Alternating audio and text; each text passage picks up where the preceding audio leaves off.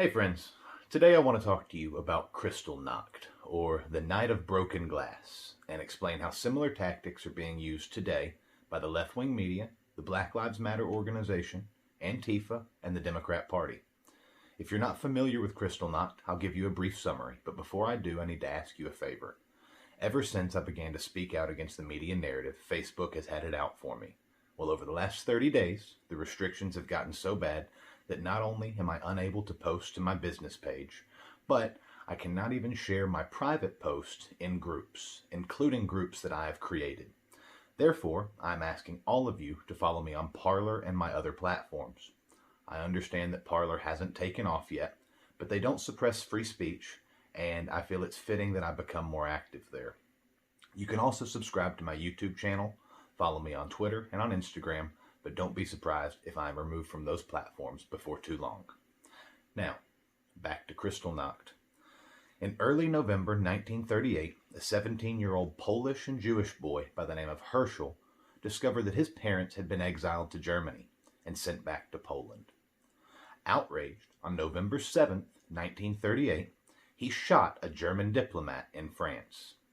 The diplomat ultimately died from his wounds, and the German Minister of Enlightenment and Propaganda used the diplomat's death to fuel the anti-Semitism that had, up until this point, been non-violent throughout Germany. On the night of November 9th and all through the morning of November 10th, 1938, riots broke out in the street. Jewish buildings were burned to the ground, Jews were targeted and killed. Their businesses were looted and houses destroyed. From this point forward, due primarily to the propaganda and misconstrued narrative of the media regarding Jews, the violence never ended. The anti-Semitism grew so strong that most Germans sat by while approximately 6 million Jews were slaughtered, and countless others were sent to concentration camps where they were starved and raped. You may ask how this is relevant to current events. Well, for starters, we need to examine what had been going on in Germany before Kristallnacht. From 1933 until November 7, 1938, the Nazi government targeted Jews with propaganda, regulations, censorship, and more, but they had never encouraged violence. Many Jews owned businesses and were esteemed members of German society, but the Nazis targeted their success and blamed it for the nation's problems. This is similar to how the media blame the Republicans for police shootings in Democrat cities, or blame President Donald Trump for putting kids in cages using pictures taken during the Obama years. 5 years ago, you may have argued that the media wasn't deliberately biased, but of course, we now know that they are, thanks to Project Veritas.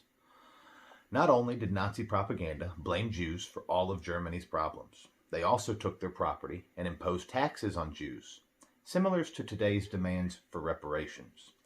They took away their citizenship, and like Herschel's parents, some were even exiled. They encouraged businesses not to serve Jews, and celebrities encouraged harassment of Jews in public. Does any of this sound familiar? Now, prior to the Kristallnacht violence, the Germans also had torn down historic monuments that honored Jews, censored any speech with which they disagreed, and burned books and flags in the street. Some Jews didn't resist, and they thought that they would be safe. Some even believed the propaganda and felt they might be to blame for the problems of the nation. They thought if they joined the Germans and followed their rules, life would eventually return to normal. You know the rest of the story, and this is where the famous saying, "and then they came for me," was born. Those who forget history are doomed to repeat it, and I fear that we have forgotten how easily the Nazis were able to gain power less than 100 years ago. If we just ignore the similarities and allow it to continue, then we are just as guilty as the Germans who sat by while 6 million Jews were led to slaughter. Remember, what this generation tolerates, the next will embrace. Today, the media has become an arm of the socialist movement. They no longer provide facts and information, but instead they push a narrative. This narrative is straight from the writings of Adolf Hitler and Karl Marx. I believe the media and the Democrat Party are using the death of people like George Floyd and Jacob Blake. They are using social media censorship and the coronavirus to target conservatives. They are being helped by the BLM organization, Antifa, and Big Tech, who all hide behind political correctness to recruit the more malleable younger generation. The mainstream media and the Democrat Party are always in tune, like a fine instrument. Their current platform of mandating masks and vaccines ostracizes conservatives by limiting which businesses they can visit.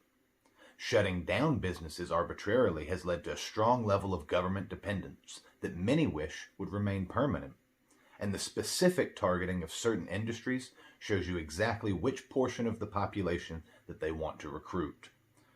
Finally, their promoting of a false narrative every time that there is an officer-involved shooting, or their lack of coverage when a similar shooting doesn't fit their exact narrative, is all identical to the Nazi takeover in Germany prior to World War II.